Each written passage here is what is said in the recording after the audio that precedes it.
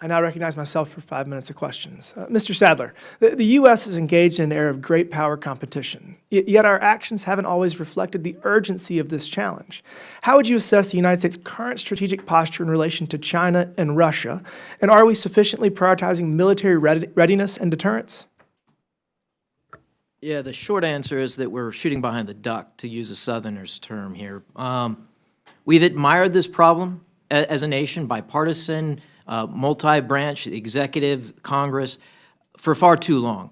In the early 2000s, China acknowledged, recognized as the smoke was still rising over September 11th attacks in 2001, that was their strategic window of opportunity, and they have not failed to deliver on that.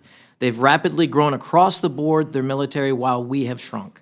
And we need to do better. It requires reorganizing the way that we are doing business in government. We do need to take a fresh perspective, like we did in 1947 with the National Security Act, and get ready and retool for this new Cold War that we're in. But the focus on just readiness is a failure. Focus just on capacity is a failure. And focus just on some new capabilities and modern weapon systems is also a failure. We're in an and world. We have to do all three of those things if we hope to keep the peace. All while realizing we have $36 trillion in debt. Sounds easy. A critical element to this problem is that the Biden State Department prioritized certain foreign military sales while ignoring others, despite all being authorized by Congress. It seems that the future, well, at least in retrospect with Ukraine, it would have been better to arm them prior to Russia invading. The term that I think is used most is the porcupine method.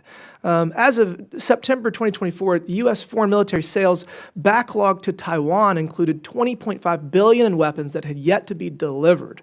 What specific reforms are needed to ensure critical defense equipment reaches our allies in a timely manner? Yeah, this one is troubling because the place where we could see the biggest war is with China and the United States, and so it's imperative that we get these weapons to Taiwan. Beijing does count bullets, they count missile tubes, they do count all of these things in their military-to-military balance. It's the easiest, most cost-effective way to avoid what could be the most destructive war that we've seen since we became a nation. Of course, looking back at Ukraine, thanks to President Trump in his first term, he started moving in lethal assistance. It was a little too late, unfortunately, as we know, in February of 2022. But we can't allow that mistake to be repeated in Taiwan. The odds are too high, so we need to get that moving. It is process as much as it's money, but it's also industrial capacity. And that means you have to sustain the demand with orders and with resources and budget. And it's really a question of prioritization. Thank you for that. Dr. Aladort, can you outline the key differences between the Trump and Biden administration's approach to securing the release of American hostages? Absolutely. Thank you for the question. Thank you for the question. In my view, President Trump inherited a bad negotiating hand with this process. It's part of why it's taken so long, not the only reason. But for one thing, we should never have been a neutral broker. We are a party to these negotiations. We have American hostages there. We should have never taken this passive approach. That's just on the framing of it. And there are also about a dozen nations that were represented among the hostages. In other words, there were a lot of opportunities to reframe and reshape how those negotiations would take place. But I think the more important issue is the withholding of assistance to Israel, the operational and tactical direction and management of Israeli military engagements in Gaza, which are far and beyond any modern military in terms of preserving human life.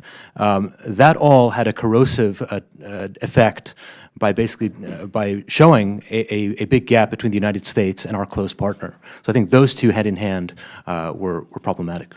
Thank you. I want to thank each of the witnesses again for testifying. What I'm hearing consistently from each of you is that we need to support President Trump's work to leverage the power of the U.S. economy, improve diplomatic relations, and modernize our defenses. And I realize that some of my colleagues across the aisle are going to take issue with the manner in which the administration is attempting to end the war in Ukraine. But I will point out that they were able to get Mexico and Canada to the table in just hours to secure their side of the border before anybody could even throw stones at the proposal.